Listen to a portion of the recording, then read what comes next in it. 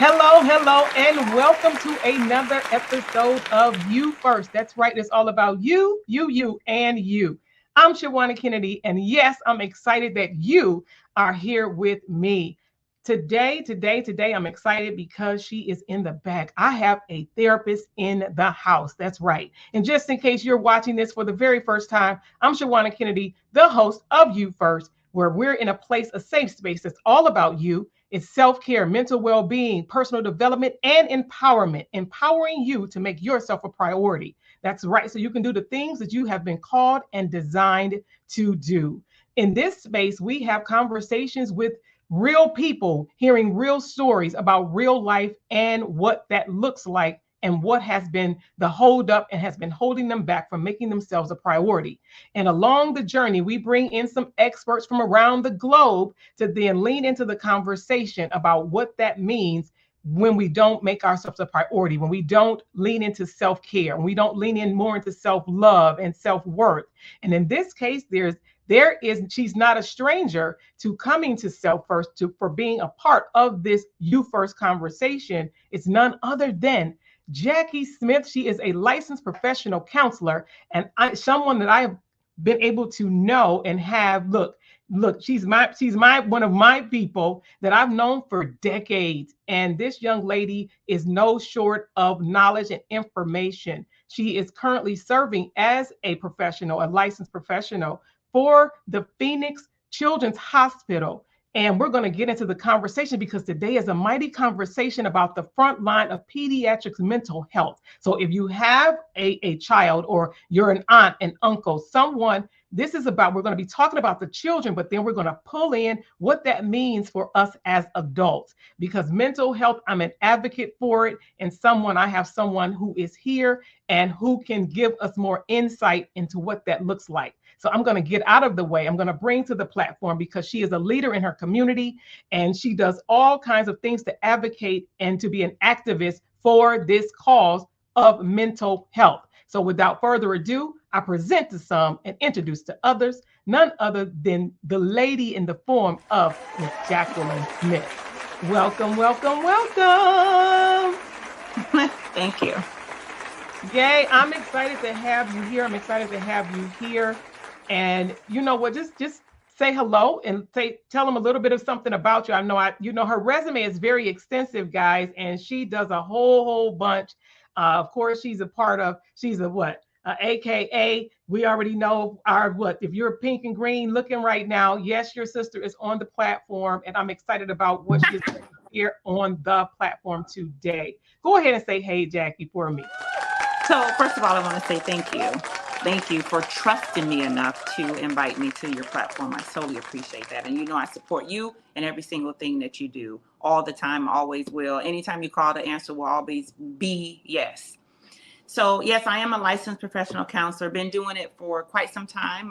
This is probably my 10th year in the field, completely just immersing myself in the field. I was in the field partially and then out doing other things as well. And I just finally decided to take the complete dive and just stay into mental health completely, which it is my love. I am currently a licensed therapist. I do work in Phoenix Children's Hospital in the emergency department. I do crisis care for suicide, homicide, ideations or thoughts, or children who just have other mental health issues and they need critical care and mental health stabilization. I also worked outside in the community as a clinical supervisor for a mental health team. And we didn't do as much crisis care. It was more one-on-one therapy. I've done marriage and family therapy, which is my favorite. I've done a marriage workshop, which is also my favorite. I've done children, I've done adults, I've done even some geriatric mental health. So just trying to be well-rounded in the field. So again, just glad to be here. I love it. So what you did was allow them to see that it doesn't matter who we're talking about. If you are a human on two legs, you have touched all of us from the youngest to the oldest person that could be viewing us today. So it is something that I'm going to make sure that we are talking about, something that really can help everybody, help us right where we are today, not what it looks like, what we think it was, what's going on right now. in the things that we're seeing even today. So look, let's get into it. Let's get into it. One of the first questions that I do want to ask you is what is some common misconceptions around even mental health? Like what's some of the common misconceptions, not just even to mention us as a community? What are some of those that you've seen? The number one misconception is you can fix it by yourself. You can't. It is, I always use a parable when I meet with parents and patients to say, if you had a cardiac arrest, you would immediately come here and expect help from a professional. You would never have thought you could fix it. But with mental health, we always think we can fix it. It'll get better. You can shake it off. Your family can help you. Your friends can help you. And it just will not happen, especially in more severe and extreme cases. It will not happen. Yeah, you are correct.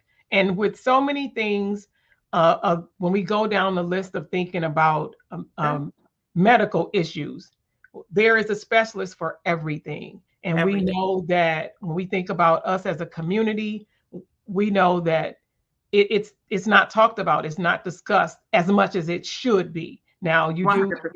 Yeah, it's not discussed as much as it should be. And I'm glad that you're one of the people who is, raising your voice and lifting your voice in the community to, again, express and to make sure people understand, get the help you need.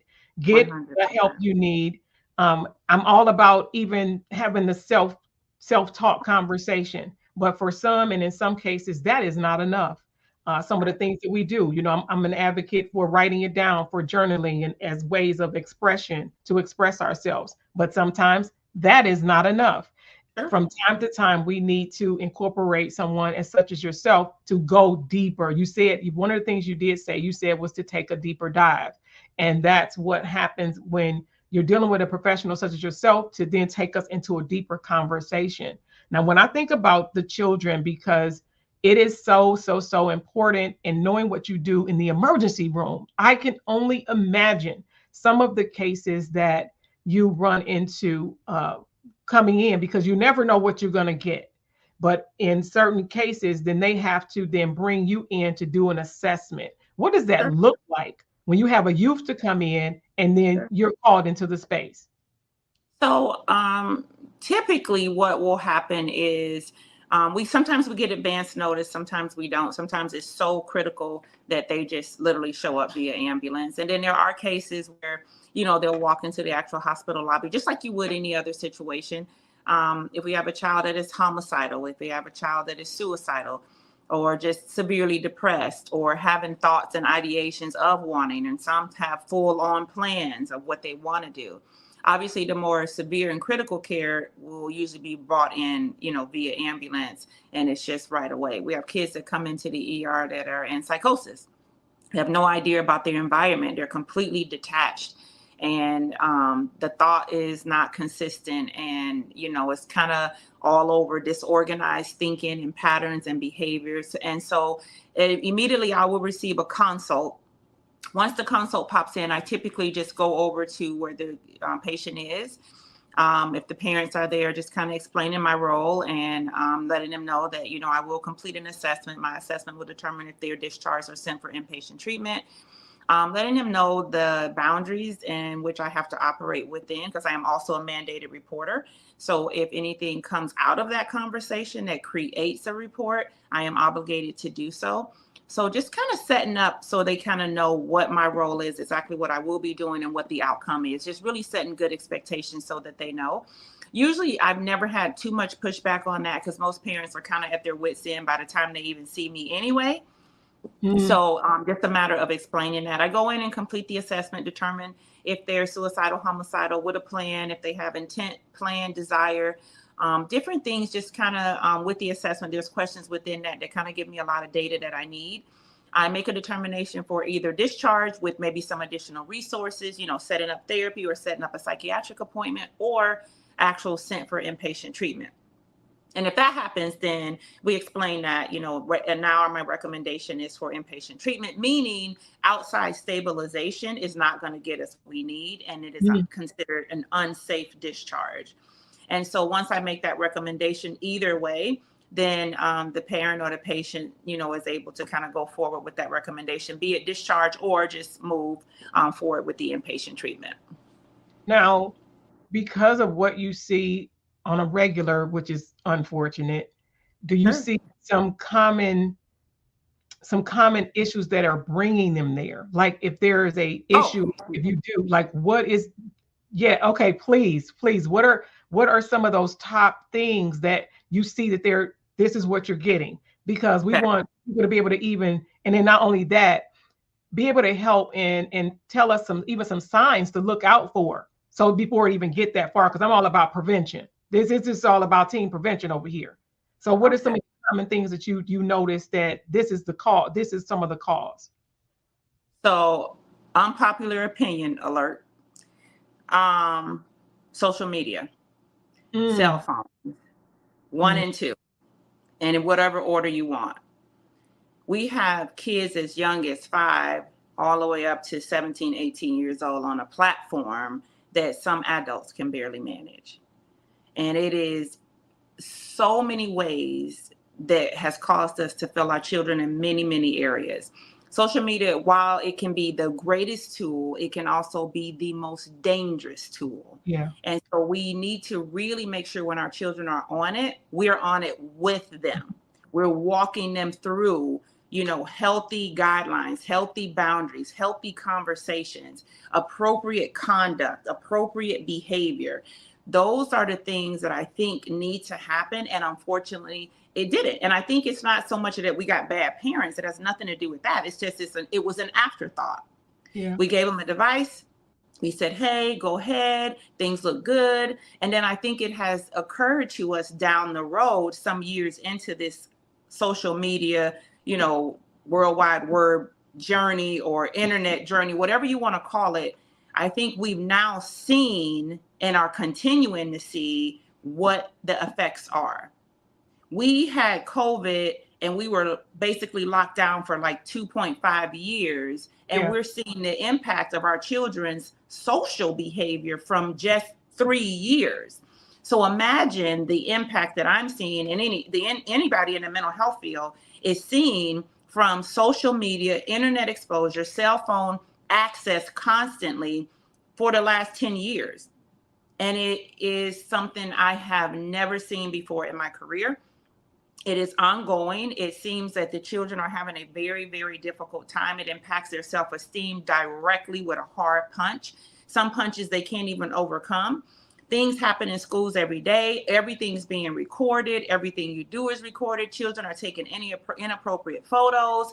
They're sexting at an underage. They're sending it out to other children. We had a child here at a neighboring high school that had a situation very similar to that. Someone sent out inappropriate photos and she killed herself, right? And so we have to be very, very conscious of what our children are doing online. And I cannot say that long and strong enough.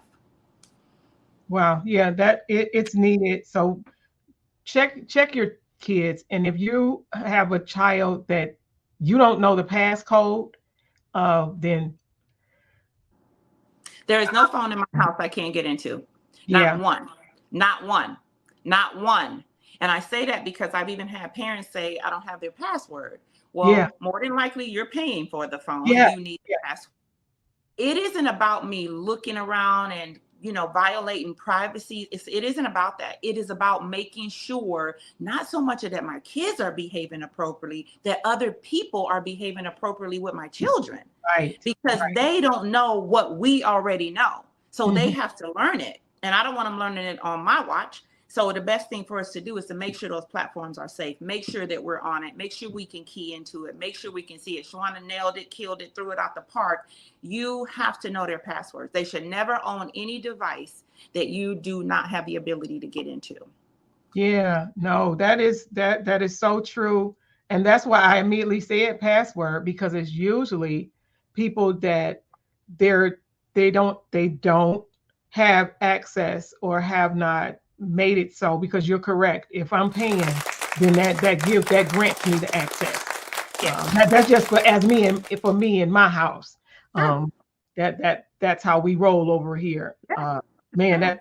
that's so good. That's so good, because it's a lot of times people don't even think about those things. Or if you are busy, if you know life is lifing, and Yes. you, whether you're a single parent, right, like I said, or a guardian, you could be a grandparent that's with the kids, and some Mhm. things are convenient, but Yes. is it something that convenience and for that sake of comfort later going to turn into chaos Yeah. and And we some form have of to, crisis? Yeah, yeah, and we have to look at too the addiction that it's causing. There's a dopamine effect in us being on these phones and these platforms, talk right? about it. That's So good, we right? got to know that that triggers our children too. That's why you got babies fighting you for cell phones and devices who Yeah, haven't even understood. It's because they're getting something in that constant, right? And so yeah, when we're feeding that, we got to understand that they need to know the boundaries within that scope. And a lot of times, just like Shawanna said, these are conveniences. Like, here, take the phone, play your game, or watch the movie. We're still feeding that. I think I am an advocate of screen time. I've learned from my own daughter, who's now 17, she'll be 18. She was on a normal child platform and porn popped in it. And she was probably, I don't know, 9 or 10 or something like that. Saying that to say, that's why we have to be on it. If yeah, we're not, then they're just sitting there watching it, right? Because they don't know what. And so yeah, that's why we have to be conscious of that. I believe in screen time. I believe in shutting phones down, checking phones out. They shouldn't be sleeping with phones. They shouldn't be on the phone all day. My daughter's phone is set up where she has X amount of hours a day per platform. Once she's exceeded that, it's no more. And so we have to be conscious of how much that comes in and how much they get to see. And even when they're on it, how they're conducting themselves too, and what they're seeing, because all of that stuff starts to come in. Then they start feeling, well, maybe I should do that, or maybe I should be like that, or maybe that's that. And if they don't feel like they're matching up, then we hit the self-esteem. Then we start feeling like all these effects, and yet they won't put the device down. So it continues. Then you get kids that come into me in the hospital, been on social media where my friend said this about me. Some kid said that about me. I felt it was best I'm not even here anymore. And they told me just to go kill myself. Like, there are children telling other children to just die. And that is why we got to get a handle on that. yeah. We have to get a handle on that. That that is so true. That's so true, and it's not going away. Nope. With all of the things and all of the algorithms and all of the advertisements and all of the things that we know as adults. Stuff just Yes. like you said, it is called a pop up for a reason, because Yep. it literally is a pop up. The algorithms, the systems that look at anything that we think about, it even gives suggestions. So it's like, what is our children being given suggestion to look at, to think about? Yes. It was Yep. never even on their At mind.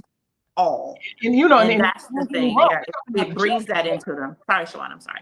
No, I'm just saying, but it makes you think about what's even happening to us as adults. We see pop-ups, we get them. Yes. You because of the devices. I mean, I'm grateful for the tool, as you called it. It's a tool, but we Mhm. already know with the smart devices, everything that is around us that has any type of microphone, anything, it is listening. So Yes. there is a suggestion. And in some cases, it's a suggested behavior. How about Mhm. that? So you know 100. what? Thinking about that, I know one of the things Mhm. that you're an advocate for cognitive behavior approaches. I need you Oh, to yeah.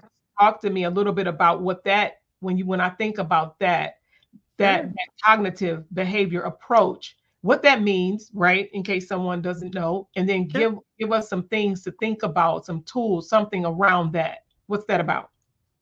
So, CBT, cognitive behavioral therapy, my jam, my favorite. And I think the reason I resonate with it so well as a clinician is because it is so basic logic to me that I can, convey that over to a patient, a client, any day of the week. So if you, for example, if you have a person that's just always angry, always just in a bad mood. Every time someone says to them, they're just snapping. I don't care what people say about me, blah, blah. So now I'm saying, okay, well, talk to me about where this comes from. Yeah. So if they say, well, I don't know, I'm just like that, I don't want nobody to, okay, well, we got to go diving deeper because we need to understand why you're saying that. So now I understand with their thought process, well, I don't want people talking to me like that. Okay, well, that sounds logical to layman ears, right? But in my ears, I'm like, yeah, but why do you feel like people are talking to you that way? So now I need to get into the thought behind the behavior.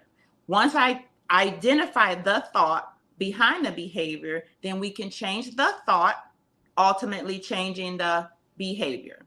So if I find out, well, I was bullied for 3 years when I was in elementary school, and so now I got an idea of like, I'm just gonna get everybody before they get me. Boom, now we got it, right? Now we know where we are. So let's change that thought process. No one's after you. You're no longer being bullied, no longer to stay in crisis mode. You can now go to thriving, right? Those are different sets of skills.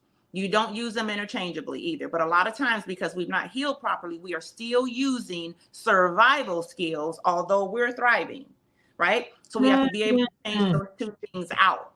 But a lot of times we keep those tools because they've worked for us for so long and we're still using them. And then you get people that are healthy around you like, hey, like, did I do something? No, they're still using the wrong skills, right? And so you have to heal to know when to change those out. So that's why I love CBT so much, because once we can get to the core, identify how you got here, the thoughts that go behind that, we change the thoughts, we change the behavior. We're well into our healing journey. I promise you.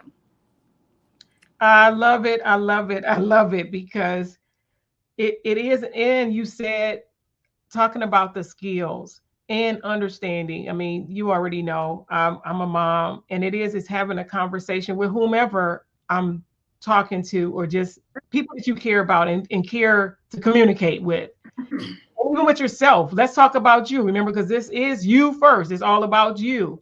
And it's when we go to thinking about some of the stuff that we think about, we really need to, and maybe you can even elaborate on this. When we think about us, so you're watching, you're looking, you're listening. When we think about some of those things and some of those thoughts, because we know we get dozens, hundreds of thoughts throughout the day. At so many minutes, I don't even know. It's so many thoughts that just pop in our head from all over the place. But we have to say, and especially if it's something that you know that is not uplifting or empowering, it's like, we have to pause. I know for me, I pause and say, where did that come from? Yeah. Like, what is that? I'm okay with asking myself some questions, having the uncomfortable conversation with myself first, and saying, where did this come from? What is making me feel this way? So that I am able to give myself an answer to what that looks like, to see if there is even some more work around that. So let's talk to the mama, the pop, the auntie, the uncle, someone listening to even let's talk about the thoughts. You were talking about the behavior and getting underneath, let's get into the root of some of these thoughts, to dig into that. Let's help the viewer today. What does that look like? So talk about some of that thought and what we need to do, some steps to just say, if this is you're looking and you're listening, you're saying, I don't even know where this is coming from. Yes. If you can help them for a moment.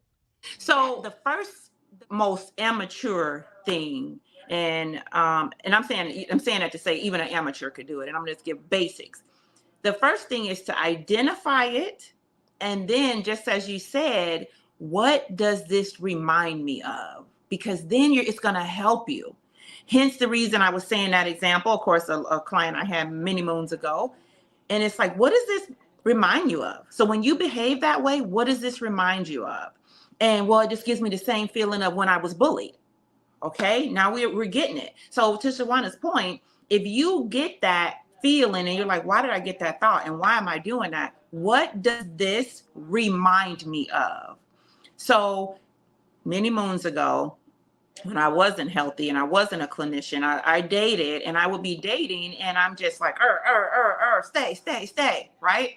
And then I have to say, hold on, Jackie, why are you behaving that way? And what is your thought behind that? And what does this remind you of? This reminds me of when my mom and my dad left all the time. My mom and my dad worked all the time, and I was with my grandparents quite a bit. That being said, every time somebody walked out of the door, I was just waiting for them to come back. So seeing people leave or go was always an issue for me personally.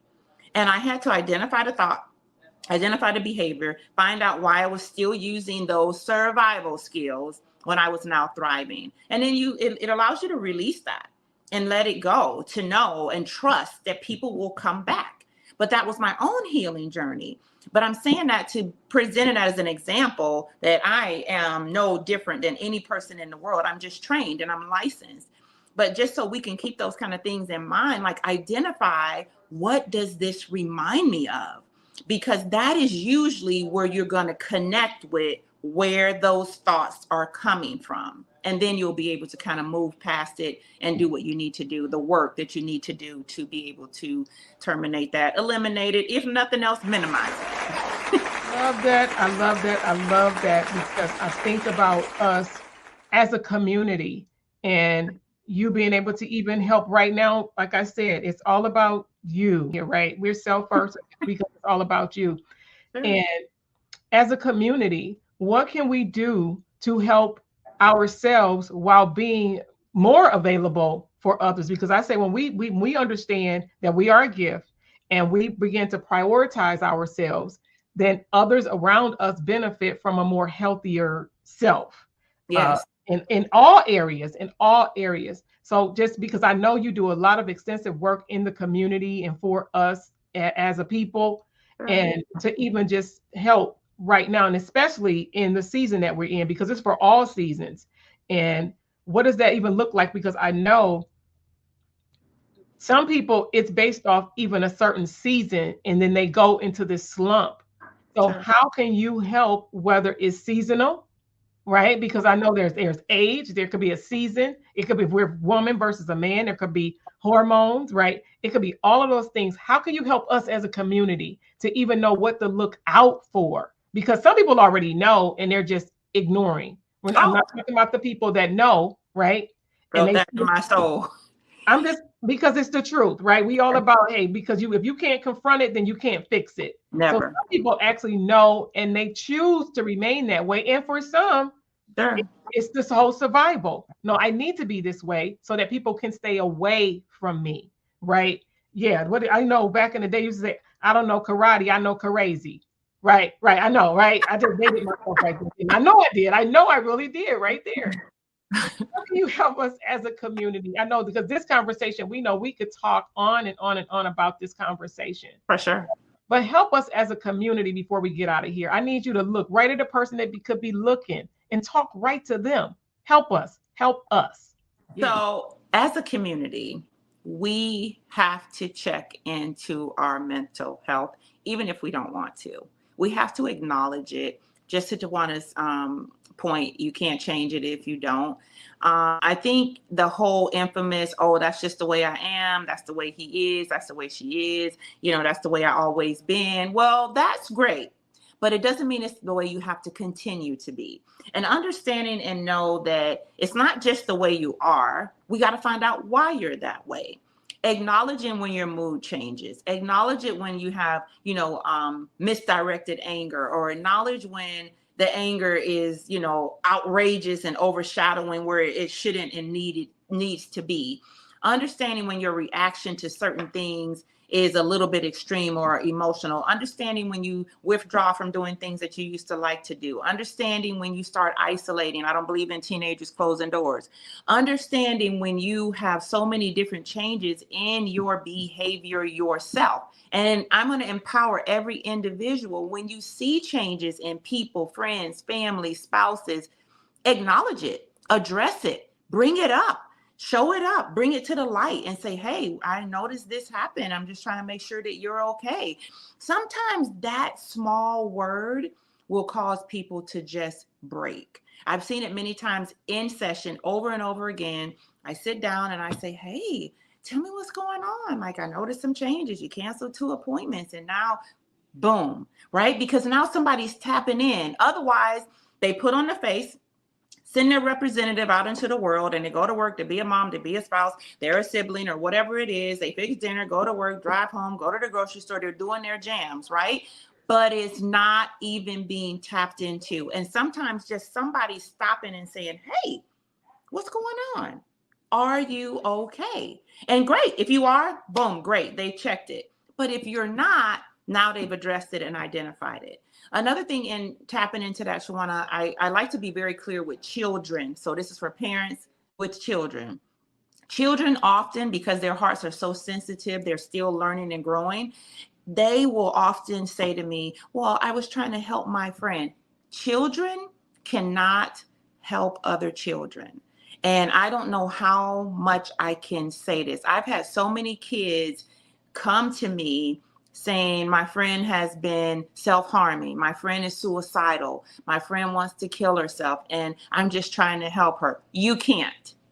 And parents advocate for that. That's why you need to know who they're friends with, what they're talking about, because you get burdened down. I mean, if you're 10, 12, 14, 16, you can't manage another 14 or 15, 16-year-old child managing those kind of thoughts. So being careful of that too, because their mental health will now be impacted when nothing was wrong. So those are some of the things that we need to look for. I mean, I know I'm speaking, like she said, to the community, African-American community in particular, in general, everyone, but we got to do a better job of acknowledging when our mental health is off and not just keep picking up the pieces and keep going forward. Well, you just got to keep pushing through. Yeah, you do, but you want to push through healthy, right? Well, we just got to keep going. I mean, what else could you do? I mean, what's the options? There's plenty. So we got to know that, and we have to acknowledge that there is help available, and you don't have to do it alone. You don't. We so appreciate you for stopping by. You first. Look, I told you we had somebody special in the building today, coming into the studio with us today. I'm so excited. I appreciate you so much, Jacqueline Smith, for stopping by. You already know, so y'all need to just get used to seeing her face, because I need you to know that it is about you, and it does. It starts with our mind. Everything starts in our mind, and it flows. And from there, I mean, we want us all to be better, all of us to be thriving. So I thank you again for being my special guest on You First today. Y'all already know y'all going to see her back. Y'all going to see her back. This is not her first time, and it will not definitely be her last. So thank you for joining me today. Don't you go nowhere. Thank you, Jackie. Don't go nowhere. You stay, hang around for a minute. All right, guys. Okay, thank you.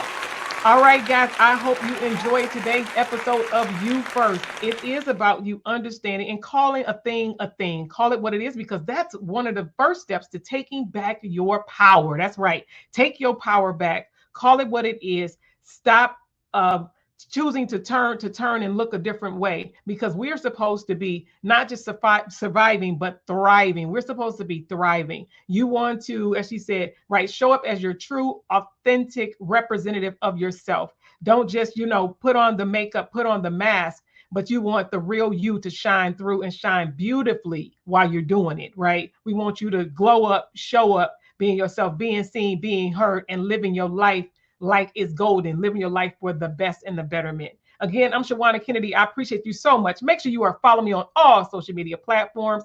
And do, sir, go ahead and like, follow, and share. Tell someone about You First, because it is about you. This is a place that is safe for you. I will see you again on another episode. Bye for now.